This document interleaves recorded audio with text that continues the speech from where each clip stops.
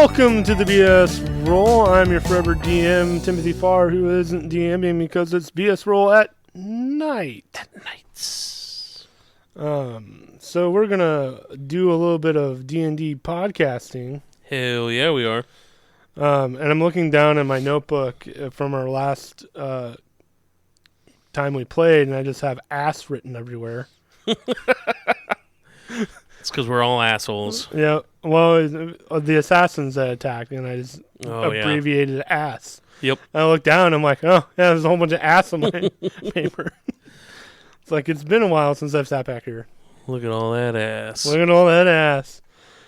Ass 3. Perfect. Perfect. We're going to be talking a little bit about the history of Dungeons and Dragons. Hell yeah, we are. I purchased a book, which any D&D nerd, I think, needs in their repertoire. It's called Dungeons and Dragons Art and Arcana, the History of Dungeons and Dragons. Written by Michael Whitwer. Michael Whitwer, Kyle Newman, John Peterson, and Sam Whitwer. Yeah, some of those names are recognizable. Sam Whitwer is famously in Star Wars. He did Darth Maul and the Clone Wars and Rebels. He also did Rebels, or not Rebels. He did Rebels. He was also the Emperor in some of the Clone Wars and Rebels episodes. Nice. He does a lot of voice work. Also, famously, the video game, the Force Unleashed video game. It was a good game, the first one, at least. I never played the second. He has a couple of video games that are just him. Days Gone. I don't think I've heard that one. It's, a post-apocalyptic game. I don't know. Look up Sam Whitwer, who has a Twitch channel. And Kyle Newman is kind of an indie director who did Fanboys. Kind of a weird Star Wars connection there.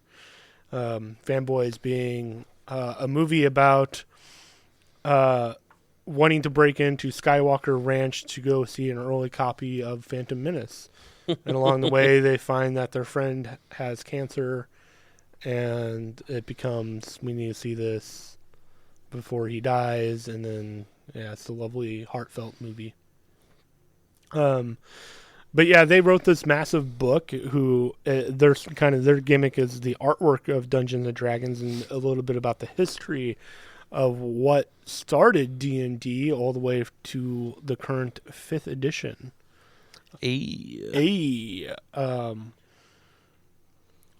So I'm primarily going to be using kind of the first chapter of this book. I kind of perused it as it's massive, hundreds of pages long with just pages of artwork and stuff. Yeah, tons of artwork.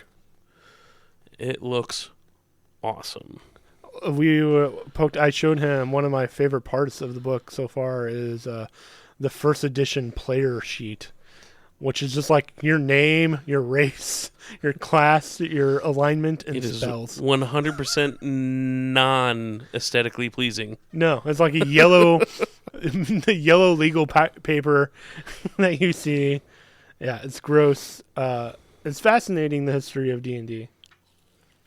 And it is. So I'll get into it, and Nick has some more stuff outside of kind of the origin. I'm going to work primarily in the origin of it.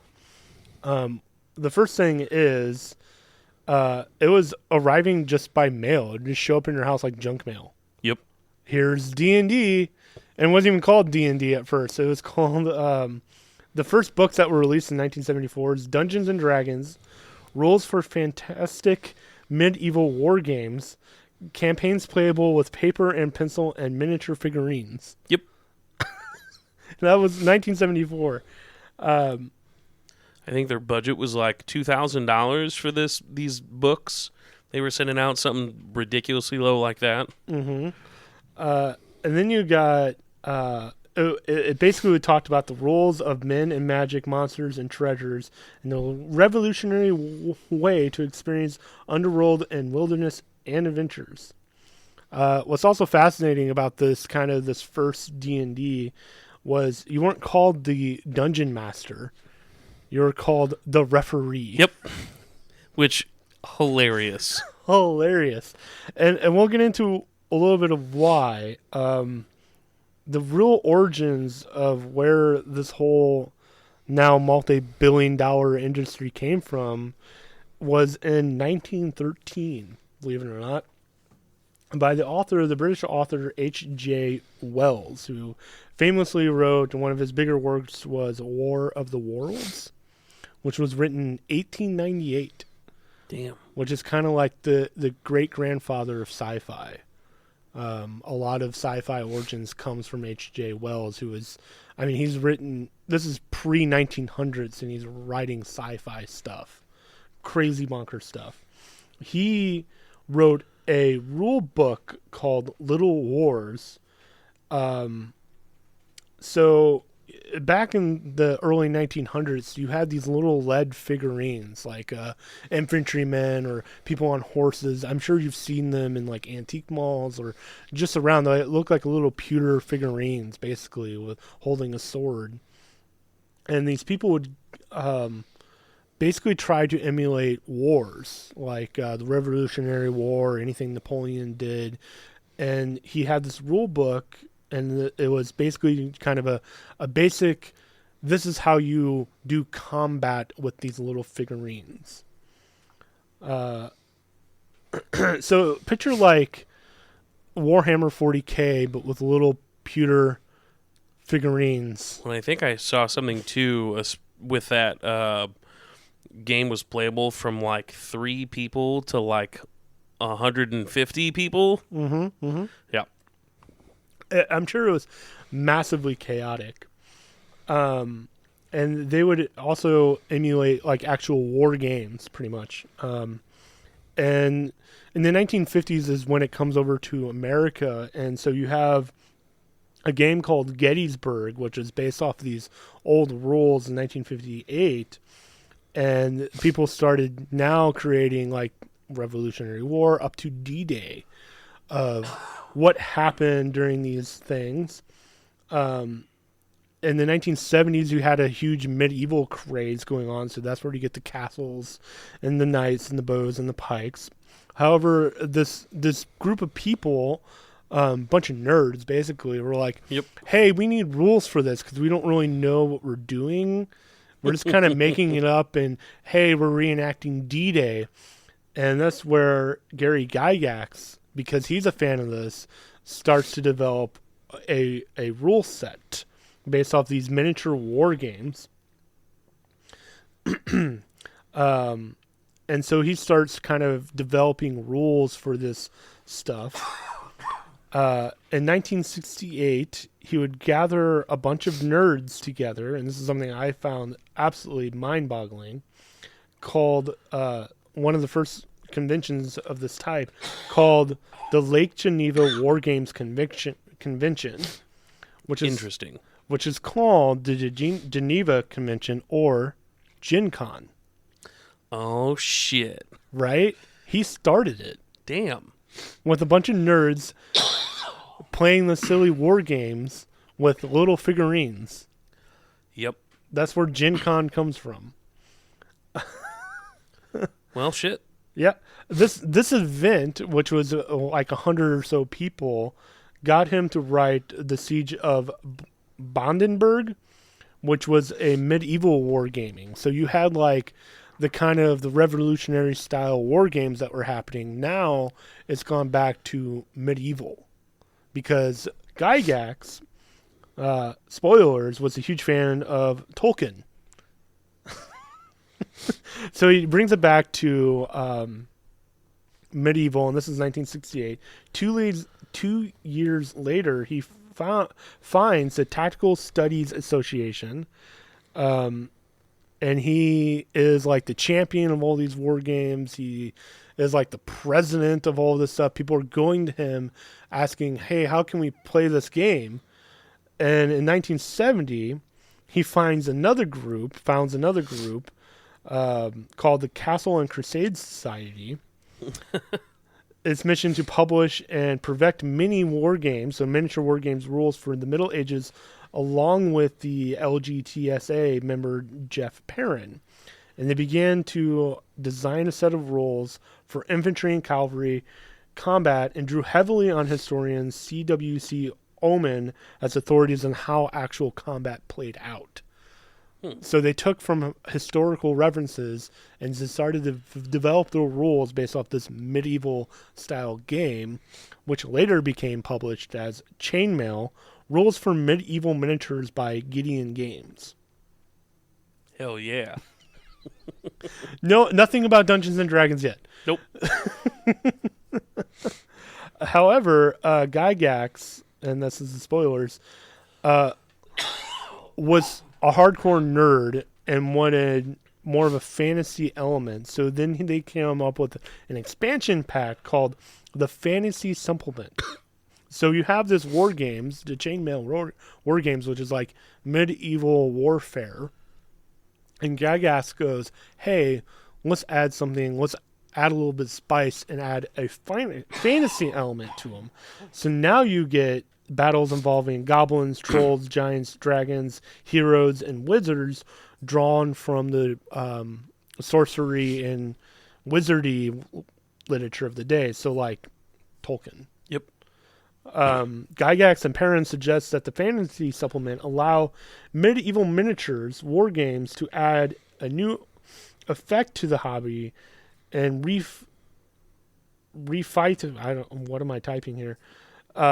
So whereas the war games became like, hey, let's reenact like major battles of the history Right. from kings and King Arthur and whatever, then the fantasy supplement goes, hey, let's recreate Helm's Deep Yes. with Tolkien and having hobbits. And one of the first editions of D&D, they're actually called hobbits. Yep. Which is a big no-no. So then you get halflings. Yep. Which is interesting because Tolkien calls hobbits halflings.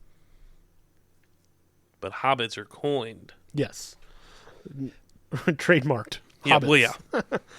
well, yeah. So a lot of these fantasy novels, Gygax starts to develop from this fantasy because a lot of these fantasy style books like a Tolkien and Lord of the Rings are based on what? Medieval fantasy times. Yup. This book goes on about how they create minis for goblins stolen from other toy stuff. Like they take a Native American and painted it blue. You have like dolls that are painted green to be like goblins or trolls. Goblins and trolls. Yeah, it's really funny. So really the first Dungeons and Dragons was really just like a war games. Yep. And it wasn't even Dungeons and Dragons yet. It was called Chainmail. And Nick will talk a little bit more about where D&D comes from. And to reference, the first basic rule set was published in 1977. Yep. And it really didn't involve Gary Gygax at all. Not really. But yeah, which was super interesting. So first D&D comes out in 1977. Very basic, pretty easy to follow for the craze of people going through with all the medieval and Civil War games. Similar. I mean, I'm still not entirely sure what all kind of dice and super deep in the rules, but it was pretty basic and easy to do. Fun fact, early on, instead of, nowadays you play D&D and your AC starts at 10 and you go higher. Well, in the original D&D, it would start at 10 and it would get lower. So the better armor you had, the lower it was. And so instead of hitting like higher numbers, you want to try and hit lower numbers. That's so weird. There would be some creatures would have negative AC. Like, How does that work? right? Like, how do you hit lower than 0 or 1? I don't know exactly, but it was weird. And oh man. So then from that we stem into what is called Advanced Dungeons and Dragons. So this is when you talk about back like original Dungeons and Dragons. It's the same premise but with more rules added in. This is the like no forgiveness, You're going to get, if you die, you die. This is where that comes from. And one thing that made it difficult is, so for 3 years, they went and brought out these new books for advanced D&D. So they brought out like basically your player's handbook 1 year. Then the next year came out your monster manual, and then the next year comes out the Dungeon Master Guide. So people are trying to play this game. They don't even have all the rules. It was so low budget, like they sold out of like their original copies super quick too. So it was just like people struggling to try and get through, figure out how the rules work, and it was nonstop trying to figure out how exactly to get this game to work, which is why advanced D&D is extremely difficult, because it wasn't all built, put together, and then published. It was done a little bit at a time. Yeah, when I think of classic like 1E, it is that unforgiveness, and it turns out 1E is still like that War Games. Yep. With just fantasy elements to it that they had written years ago, Gary Gygax. And 1E is just kind of like a little bit based off of that with fantasy elements. Whereas traditional 1E in my brain is really advanced Dungeons and Dragons. So the original, not advanced Dungeons and Dragons, but just Dungeons and Dragons. Very basic. So you had 4 races, so human, elves, dwarves, and hobbits. Mm-hmm. That was it. And then you had 3 classes, which was a fighter, a magic user. They didn't even call them wizards. They were called magic users. Magic. And a cleric. And then, so it also, something that I saw was, so the human could play any class. But the other classes couldn't necessarily play all of them. They had some, and there's only 3 classes. So it's like, cool. If I'm going to play a hobbit, I can only be like a fighter and a cleric. Which still is in effect, like certain races, I don't think can, or did they take that away? It's been taken away at this point. So now races have other effects that are specific to races, but you can be any race and play any class, which they didn't eliminate that till further down the road. It's some video games, like the first Baldur's Gate, like if you were a human, you could play all the races, but if you wanted to be a dwarf, you can be a magic user. Yep. And stuff like that. And some other like fantasy games in that style are kind of like that. Well, Dragon Age Origins is another one like that. You can't be a magic user and be a dwarf. Right. And I get it because, the realm of Dragon Age, the, what is it, lyrium or whatever it's called that they collect, the dwarves are immune, which is where you get your magic, which then, of course, obviously you can't do magic if you are immune to it. But so then in an advanced edition, they added in new classes. So, and it could have been more of like a kind of like what our subclasses are, a little bit. But like assassin, druid, monks, paladins, thieves were introduced. Interesting that they split up like assassins and thieves. So yeah, so the thief or the rogue. So it was kind of like a rogue, which the rogue was a thief and or barbarian, kind of under the same, not barbarian, bard, under the same umbrella, but assassin was completely its own thing. Wow. Yeah. How that has changed. Yep. They also had illusionists, so it was like your wizard, but it was just illusions, and then the ranger. Also, in original Dungeons & Dragons, they just had your 3 basic alignments. It was good, neutral, and then evil. It wasn't until Advanced Dungeons & Dragons came out that they actually came up with the new 9 alignment system. So you've got your true neutrals, your chaotic neutral, your lawful neutrals, lawful good, chaotic good, neutral good. So that didn't come out till like 1979, so several years later. Wow. And then they came out with a second edition of Advanced Dungeons & Dragons, which was more or less taking all these books and stuff that have already come out and kind of a little crazy and all over the place, And this was in 1989. So this is almost a decade later. Wow. They came out with Advanced Dungeons and Dragons 2E, where they made it a little bit more solidified. It all came out at once to kind of help people really understand how to play, but, only a decade later. Only a decade later. So what are the kids playing in Stranger Things? Advanced Dungeons and Dragons? I bet you it's just regular Advanced Dungeons and Dragons. It's probably not even second edition. Probably, because that's like in the mid-'80s. Yeah. And they couldn't have been playing Dungeons and Dragons 1E. So it's also funny that you bring that up too, because in Stranger Things they're starting to get like, oh, this is D&D is for the demons and whatnot. The Satanic Panic. When they came out with second edition, they changed from having like devil to other, like, to use different terminology. So like your fiends and things like that, to get away from that whole like the devil's coming for our children in this game situation, to make it to where it was like, okay, cool, this is more of like, strategy and fun and just getting people together to role play, not worship the devil.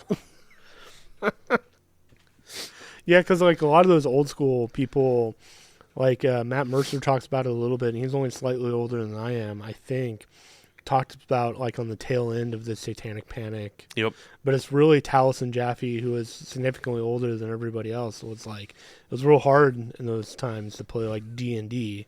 Yep. You had to like be a hermit and kind of be in a cult almost, because they made it into a cult. Right. Oh. But yeah, so it was 10 years later that comes out, and then it's not till 1997 when Tactical Strategy Rules, which was kind of like the main thing behind getting all the D&D stuff out, finally sold out to Wizards of the Coast. So, and having two old, really difficult editions and one slightly newer, but still not like, it had that bad taste from just how difficult Advanced D&D was. Wizards of the Coast decides to not only buy it, but then they also make it like a open market for it, so people can take stuff from it and then make their own products. But they come out with their own edition 3 years later in 2000, which is third edition. Mm-hmm. So the whole D&D strategy pretty much got a facelift. This is where you finally turn from having your AC getting lower as it gets better to going higher. This also introduces the first use of a 20-sided dice throughout the game and making it more prevalent for everything you do. Makes it much easier to follow, a lot more user-friendly. Still kind of difficult, but more forgiveness in there than just like, oh, you're dead, that's it, game over. Mm-hmm. And then 3 years after that, so in 2003, they came out with 3.5. Mm-hmm. So it was just kind of getting information from people who were playing third edition, and some of the, I don't really know who was like big into this kind of stuff back then, like Matt Mercer is now. Right. But the Matt Mercer of, early 2000s, probably, plus other people just kind of giving their input, came out with 3.5, made some updates to make it the most fluent and best possible game there is. So then that goes only another 5 years before they come out with their newest edition. When did all the stats come into play? That's something I didn't look at, like the strength, the dexterity. So was that Advanced D&D or was that more 3? I think it was Advanced D&D when those came out. Now, granted, they weren't quite as prevalent towards stuff. So, I'm sure some rules would probably, certain attacks or whatever, but it wasn't really super prevalent till third edition, which, you would base whatever your class was based off of would use certain stats. Right. Similar to now, Mm-hmm. but not quite as much as we do now, from what I remember and understood. But Yeah, because I think a lot of those early video games, like Knights of the Old Republic or Dragon Age Origin, was probably based off of 3E. Yep. Or 3.5. yeah. So, Well, and then so 4th edition comes out in 2008. wow. So it's not anything that anyone really likes. Didn't they raise the level cap to 30? So they raised the level cap to 30 from 20. Oh, original D&D, like the advanced, level 16. Weird. Yeah. I mean, that kind of still tracks today because even like, what's his name? Mordecai hmm is only level like 17. Hmm. Yeah, and he's supposed to be like the master wizard of all Faerun. That would make sense. And he's like level 17 or 18. And then only up to 6th level spells. Interesting. Yeah. I mean, even 5th edition gets really crazy 19, 20. I mean, for example, a level 20 cleric can just cast divination and it automatically succeeds. So you Yep. can call down your god whenever you please to do whatever. And it's once a week or something like that? Yep. Yeah. And the bard gets like the wish spell. Yep. Like the 9th level spells get kind of crazy. Yes, they do. Big difference between now and then, like 3rd edition at least. You could multi-class in 3rd edition, but multi-classing in 3rd edition, you would choose 2 classes, which the classes were a little bit more broken up, kind of. Like now you have wizard, but 3rd edition wizard was like you have a wizard, but you have like illusionary class, like the schools. But when you pick your wizard, you're that specific school. You don't actually learn stuff outside of your school. So if you wanted to be if you wanted to have the ability to turn yourself invisible, you had to be an illusionary wizard. If you wanted to raise dead, you'd have to be a necromancer wizard. But so same thing with like the rogue.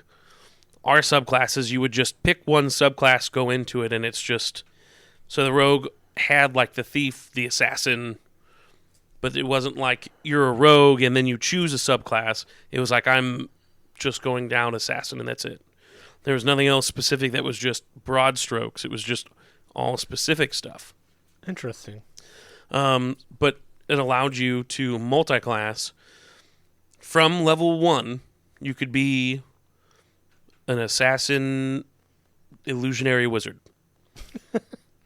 And so you would get everything from level 1. But the catch was you level twice as slow as anybody else because you're feeding it into 2 classes. So if it takes you 500 experience to get from level 1 to 2, it would take 1,000 if you're multi-classing. Wow. Yeah. But I mean, whereas 5th edition, if you're multi-classing, you have to pick one or the other. Yep, per level, you pick one or the other. This, you would just level both up. I could see cons and pros to either system. Yep. I mean, because if like a lot of you guys in my campaign have multi-classed, or 2 of you, I guess, have multi-classed. So like you can be a level 11 rogue and a level 5 wizard. But you just don't get the peak benefits. Right. The nice thing about this old class is you would get peak benefits, but it would just take you longer to get there. So I mean, I guess if you really wanted to take a character all the way up that's multi-class, it would just be sitting in a lot of extra campaigns. Yeah, I guess. Man. Because, like, as a DM, this is why a lot of DMs go merit-based. Or is it merit-based? What is it called? I know what you're trying to say, and not experience, but the other one. Yep, the other one. The other one. We have all these things, and we can't even think of a basic rule. Right. God damn it. So there is actual tracking experience. So every monster in the D&D universe has an experience. And as a DM, you're supposed to track what each player has killed, not even a party, but what each player has killed and go, that's how I level up my character. So in a campaign, if you're following the experience space, you can have a level 5 character and a level 4 character because the one guy has killed more monsters than the... Yeah. Which is a lot of DMs go, I can't think of the right terminology, but like milestone. You've reached this milestone, so the party now levels up. Or in some people also, instead of like individual, like for a while Snee was getting a lot of the kills. Snee should be several levels ahead of everybody else, which then would in turn also make it much easier for Snee to get more of the kills. Right. But so a lot of DMs will also just It's a they party get an encounter. kill. It's a party, and then you just divide it up. You know, Yeah. like, oh, you guys killed 5,000 experience worth, and there's 5 of you. You each get 1,000 experience. Right. Which is just way too tedious to track, in my opinion. It's true. I think early campaign 1 of Critical Role, Matt Mercer was doing that, and then switched the milestone somewhere in that campaign. Well, I remember still later in stuff too. Like, there are people with different levels. Mm-hmm. You know, like, oh, well, Scanlan's 1 level ahead of Grog. But it's like, all right, cool. Right. We should do a campaign. Next campaign we do, Oh, God. individual based on who you kill, not just. Yeah, like, it can get real tedious, like encumbrance, all of the, like, if you have arrows, you have to count the arrows. You have We to won't buy get that crazy. And then, like, food. And We'll food add oil. one crazy, ridiculous thing at a time, all right? So 4th edition comes out. 4th edition comes out only 5 years after 3.5 has come out. Interesting. So not only have you only given them 3 years between 3rd to 3.5, where it's a whole new set of books. 5 years after that, you're like, okay, here's a whole new set of books. People did not like that. Uh-huh. They also didn't like, because at the time, a big game was World of Warcraft. Oh. So they felt like 4th edition tried to be more like your MMOs, where, and, you know, I listened to a podcast where they do 4th edition, and I've listened to their campaign from level 1 to 30 in its entirety. And it's cool in the sense of, like, you get very specific with what you want to learn at your levels, whether it's abilities or spells. And I mean, it gets real specific, like actual attacks. But it made it very much like okay, this is our tank.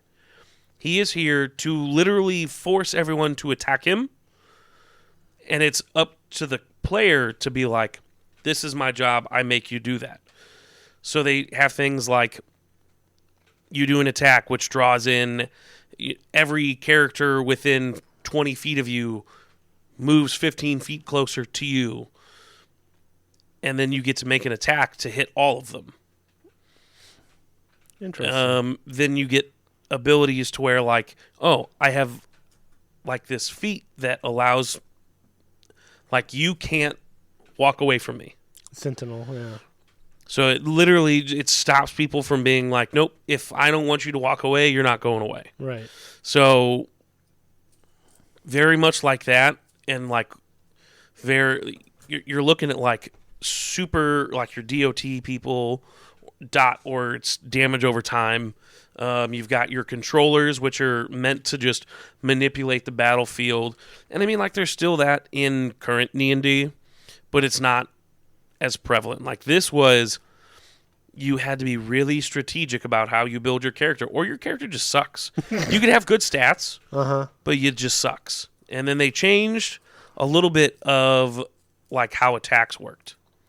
So you would have an attack that might attack someone's fortitude, which then your fortitude is based off of a base score plus your charisma modifier or your constitution modifier plus maybe something else, or something that was supposed to attack your mind.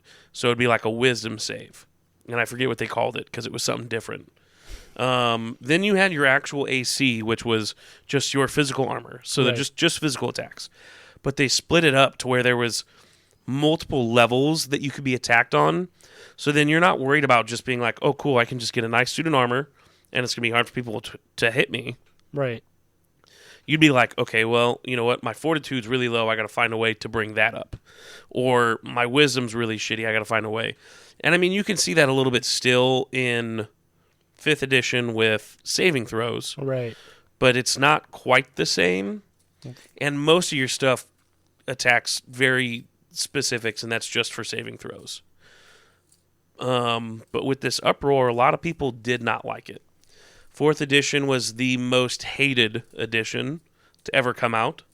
And that's where, especially when they were going away from 3.5, when your Pathfinder, other games really started to roll out, because they were like, we're going to take all the good shit you had here, and then we're going to put our own flair on it and do something else.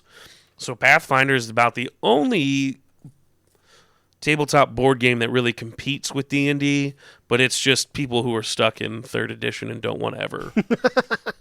I looked into Pathfinder, and I'm like, this is way too complex and complicated for me. I mean, they even went and did some of the stuff that they did in 4th edition. Mm-hmm. But they just didn't like how they did it in 4th edition, so they came up with their own thing. So it is still a lot like 3rd edition, but it's not super like 3rd edition. And they came out with Pathfinder 2e recently, I think. Yeah. Very recently. I want to say close to when Wizards of the West Coast blew up recently with their whole legal thing that they tried to do. I think they announced 2e Pathfinder. Yep. And fun fact, Critical Role started out in their home game doing Pathfinder. Yep. So if you listen to those early episodes of Critical Role, they're super confused because Matt had to take Pathfinder and put in the 5e. Yep. That's why you have like the overpoweredness of Vox Machina, because they're all like Pathfinder. Yep. Which, you know, and I've done similar stuff to certain things, trying to make it not super OP, but still something I can take from either older D&Ds that they don't have now, which, I mean, now they're just cranking shit out like crazy. Oh my gosh, yeah. So many add-ons and additional things, and it's like, calm down. Yeah, because last night I was super confused that a ranger had Revivify, and I'm like, what the fuck? And it's a newer option you have for some of the newer shit that's come out. You can't keep up. It's so hard. Like, we're on version 5e.6 or something. Yep. Like, they just keep adding on to it. Well, they've tried to make some subtle changes, like surprise round. Right. Now it's a condition. Yeah, which, you know, if you're surprised, I mean, it makes it a little bit easier, I guess. But all the same, like, it's just stupid. Well, because you also have other races now that can't be surprised. So it kind of, like, the surprise round was for the DM to go, all right, they're sleeping, I'm going to attack them, and have a surprise round because they were sleeping. Now you have races that don't sleep. Yep. And now they've said, now surprise is a condition. So, like, you've kind of defeated, like, some of these races' abilities of not... Okay. Yeah. Well, and then, I mean, it worked the other way, too. Like, if the adventurers were coming up on a campsite, if they were hunting someone, you know, they want to try and sneak up. But the whole point of the surprise round was just like, hey, these people are surprised.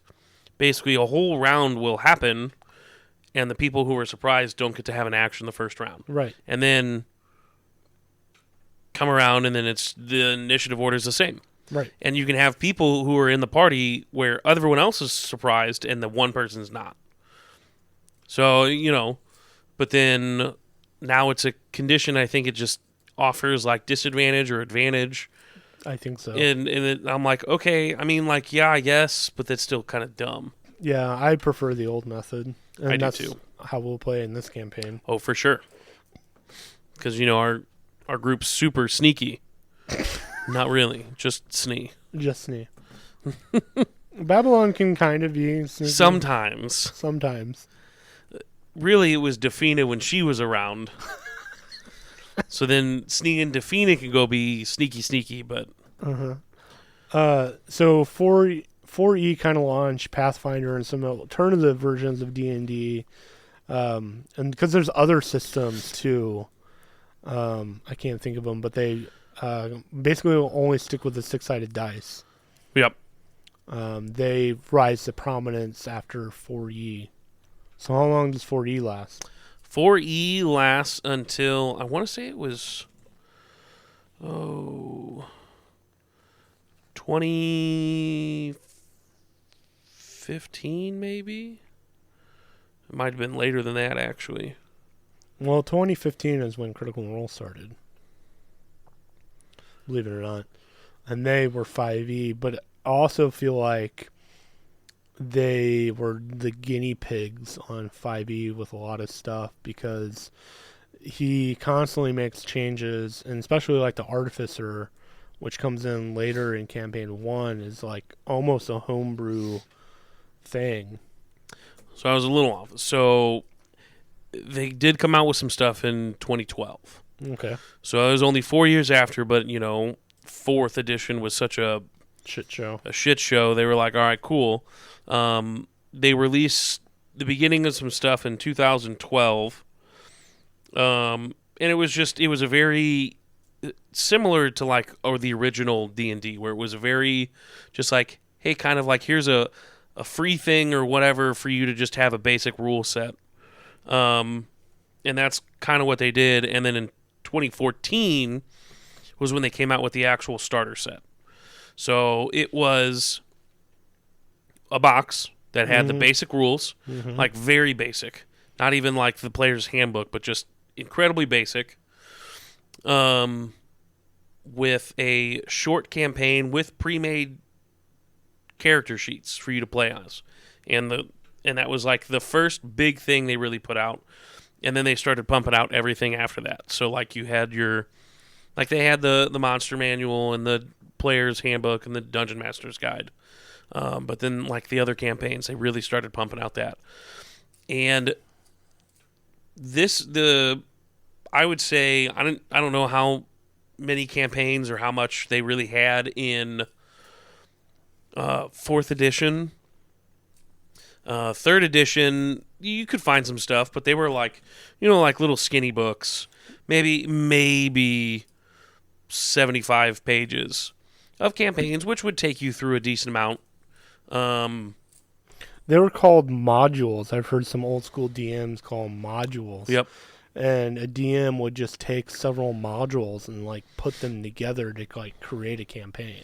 So yeah, it was like a bunch of one shots almost. Like they were more like quick, easy scenarios, and that was like older school. Obviously, they would just doing a battle if they're basing it off of like the old. Yeah. The war games are like, oh, we're going to reenact, Helm's Deep. Like, you're not even going through the whole Hobbit story. We're just going to recreate Helm's Deep. And I guess there was another thing, too, because in 3rd edition, they really made it to where you could start role-playing your characters. Mm-hmm. Where, like, earlier editions were just mostly combat-related. And then 4th edition went back to being mostly combat-related. And they're like, well, I want to be able to sit here and role-play my sexually aroused halfling bard, Seduce the dragon. Yep. You got to do what you got to do, dude. But so when they came out with 5th edition, that was supposed to be like their best of both worlds. Crank things down to make it easy, and then really get it to where you can still plenty of role play, but still also have your combat. So you get a little bit of both. And pretty much we've been doing 5th edition since 2012 to 14. Yeah, some of the criticism that 5e gets is it's too heroic. You're like superheroes in a sense, especially in the later levels. You can really get nuts with it, which was a lot of campaigns in, like, again, 16 or 17. Yep. Even, like, the official campaigns, they end at, like, 16, 17. Yep. Because you become basically, you're fighting gods at that point. Yeah. Well, and like so, fourth edition, that was kind of like the idea of the extra 10 levels that they added in. Was this is taking you from being just an prime top level athlete or whatever that's puts you above most people in the world. Like you take your professional athletes, but it takes you to the next level, and the whole point of like 20 to 30 was basically ascending to godhood, which in a lot of the lore, we see that, people who tried to ascend to godhood. And this is kind of that whole idea is you pretty much get it to where you are God tier. But a lot of people didn't like that either, Right. Yeah, we've talked about, maybe off air or maybe it's leaked onto our campaign is trying different systems. And I don't want to learn another system. And I think that's where we are with the additions, because they started to come out with 6E, other known as D&D 1. Yeah. Which has kind of fallen flat on its face, and not too many people I know are playing it. I've looked into it a little bit just to get an idea of what it's doing, but they're basically, which I mean, they're kind of doing it in 5th edition too. I think they're taking anything they want to try and do in D&D 1. Right. They're trying to implement into 5th edition to where it pretty much eliminates any bonuses you get for races or classes, and makes it to where like you can pretty much do whatever or be whatever you want without having to be like, oh, I'm going to be a wizard. Well, you can just be a dude who can punch some stuff and then magic fingers. Like pretty much eliminate any actual structure.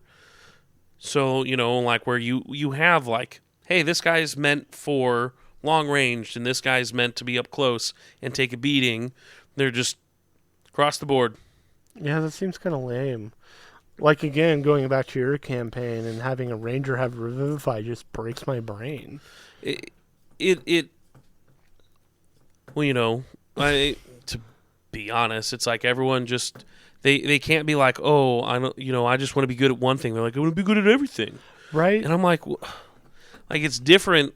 Like I'm cool with being good at everything in my own personal solo video game, whatever. Right. Like yeah, like I hated it in Skyrim that you couldn't max out all of your stats. Right. You had to pick certain trees and then stick with it, and that was it. Yeah. But that's also because I'm playing solo. I want to hit a god tier thing when I'm playing solo. I want to be able to look at you and then just snap a finger and you explode. Uh-huh. But when I'm playing with people, I want it to be a challenge. I want it to be fun, but I want to have a challenge. And honestly, everyone should have their roles for what they should be doing.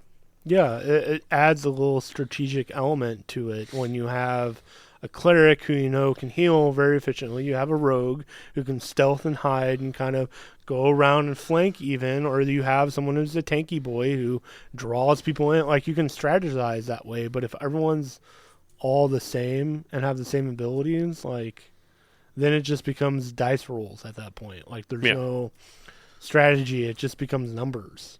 It becomes, I hit you and take that much hit points off, and there's no like strategy or. Well, and it takes away even from the role play aspect. Like if we're sitting here, like last night when we were playing, like we're role playing. You guys are trying to get information from someone who's not really giving information, and you guys can't be too aggressive because, as far as they're not bad guys. Right. But you're doing charisma checks and stuff like that. But if everyone just kind of does whatever, it's like it eliminates the point of. Like, hey, this dude's going to come over and intimidate the shit out of you, but then this one's going to kind of smooth up with you, and then this one's going to be able to just see everything that you're doing. Yeah. I don't know. It takes away from that aspect as well. Which is kind of what 5e is starting to blend into, because now you have all these subclasses, and they just keep adding more subclasses to add more stuff and more abilities. I just saw one the other day that it's a new bard subclass. It's College of the Dance. And it basically turns a bard into a monk, but deals more damage and can still cast spells. Why? Well, it's like the monk one that we saw, the shadow touched monk or whatever. Right. The shadow monk. The Way of the Shadow. Way yeah. of the Shadow, yeah. Where you basically just turn your monk into a rogue, but better. a, And li- it's a little bit better. So with a rogue, I was looking into it because I was going to maybe multi-class this into Baldur's Gate. So like you have different abilities than a rogue. Obviously, you can turn yourself invisible, basically, but you don't have sneak attack ever. So you still deal the same amount of damage. It's just you can hide more proficiently. Yeah. So I decided, hey, why don't I multi-class into a rogue, so I get that sneak attack. so you get the bonus stealthing and the extra damage. So yeah, I mean, like at least that one. But it's just like aside from sneak attack damage, it was like it makes Yeah. everything about The rogue. the rogue better. I'm like, now I get if you create things that make it really good to multi-class with what you're trying to be, Right. but to just completely make a subclass that just basically turns your bard into a fucking monk. Then just be a monk. Right. Other than you can cast spells. And I mean, and that could be part of the.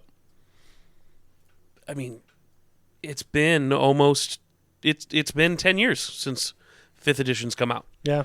So that's one of the longer for the more recent stuff that anything's been out here. Mm-hmm. So aside from like the 10 years that Advanced D&D was there, and then the additional 11 years for 2nd edition of Advanced D&D, you got very small increments, and then 5th edition comes out, and it's once again like we're 11 years before a new edition really has come out. And they seem to have been, at least in my perspective, kind of backing off on sixth edition or D&D 1. I don't see too much about it. They just released a new book for 5e. Yeah. And I'm like, you've already are playtesting 6e. Like, why would you release a new book for 5e if you want us all to switch? Right. So it seems like they're kind of, oh, this sucks, and have backed off on it. I don't know. I think they just I mean, like they're doing it. They're like taking a step backwards in total of how D&D is currently being played. I think it strips away some of the depth to it. Mm-hmm. What I would prefer is if they added a little bit more depth to it and do kind of like an advanced Dungeons and Dragons 5e, where you can choose, where it's more implemented into 5th edition than it is to just be a brand new edition, where it just can make things more difficult, makes you have to be a little bit more strategic about how you're leveling and doing stuff, but still with the basics of just 5th edition. But it is like they're trying to rewrite everything to just more vanilla. Yeah. And it's also hard to do that when you've got, I mean, they have so much shit out right now. Like all these new races and classes and all kinds of shit they've dumped out here. No one's going to want to walk away from that just yet because you keep putting out new shit. You keep putting out new shit, yeah. You need to have a dry spell, let people get through some of this, especially because these campaigns fucking take 2 years sometimes, if not more. If not more. Yeah. Yeah, even like the small ones take you up to 5 levels. Yep. First 5 are pretty easy, but, Right. I think it's like 250 experience to gain level 1 to 2. I think 5e really starts to shine after like the 4th or 5th level. Yeah. The first couple of levels feel like a slog. Yeah, you're just like, hey, I can't do my, like, I you're have so 10 basic. I have 10 hit points. Right. The shit, we started off level 1 in a campaign. Curtis was leading it, and me and Michael were doing stuff. We got attacked by 2 wolves. I got critical hit by 1 wolf, and I went down. Uh-huh. And I was supposed to be, and I was a fucking barbarian with decent constitution, so, like, I had, like, 16, 17 health right off the bat. And I still fucking went down off of 1 fucking attack. Just because it was a critical hit, and you're like, why am I so shitty? And it kind of tracks. They're supposed to be normal people. Like a farmer has 5 to 10 hit points, so that's Right. basically what you are. Slightly above average. It's slightly above average, and you just get murdered immediately. Yeah. That's why a lot of campaigns end at level 1. Oh, goodness. Anything else you would like to add? No, I think that was pretty much all the stuff that I kind of researched and looked over. So We may be, this may be first in the series as I take more notes from the book of Art of and Arcana, the history of D&D, and I go through it more. this is when we officially start turning into an actual cult. Yep. Is with this book. This will be our new Bible. I will, you know what? I think for our next session with everyone here, I'm going to go get some Kool-Aid. Uh-huh. It's got to be red. It's got It's got to be D&D, style. so red. So we're going to get some red Kool-Aid. I'll get some Snuggies that look like cloaks. Perfect. Perfect. Love it. So that's our brief history of D&D and kind of its origins. I'm still dumbfounded by it was war games pretty much. Yeah. I wonder if they I've never played like Warhammer 40K or any of those style games. Done a little bit of... I wonder if it's the same rules. Like that they used in like the 1900s. Well, now we got to go play both. Now we have to play both. Yeah. Well, I also had a DM inspiration of wouldn't it be interesting to bring some of those rules into like 5e Ooh. and have like a massive battle, but in that style of rules, like have a war game inside of that campaign. Interesting. It'd be hard as fuck and horrible to keep track of. Well, yeah. Anything Well, above, especially with these clowns. right? Well, anything above like 5 or 6 enemies on the table just becomes a It's a clusterfuck. cluster. Yep. So if we're talking like Helm's Deep, Well, you should look up the tabletop like Warhammer stuff. So, like my buddy Mike, he dumped way too much money to have played like twice on the game, but I played a little bit, and it's like each character has like its own kind of stats and whatnot, and it's pretty much just global conquest, eliminate the other side, and then that's the whole game. And I don't remember exactly how turn base is done or anything like that, but fascinating. yep. It'd be interesting to try to like find true 1E D&D rule set and try to incorporate that war game style into 5e as a massive battle. That would be ridiculous. But I love the idea. Especially like if you're getting into the later levels where you are a god basically. Could be interesting. Right? All right, that's all we have for you.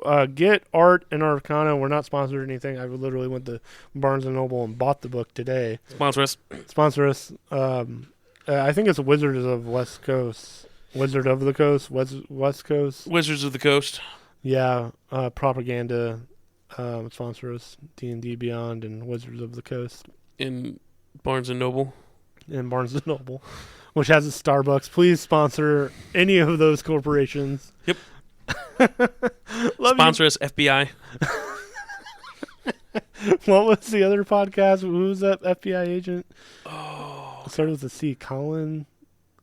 I don't remember. Was it Corey? Corey. I think it was Corey. Listen to my other podcast that's kind of dead.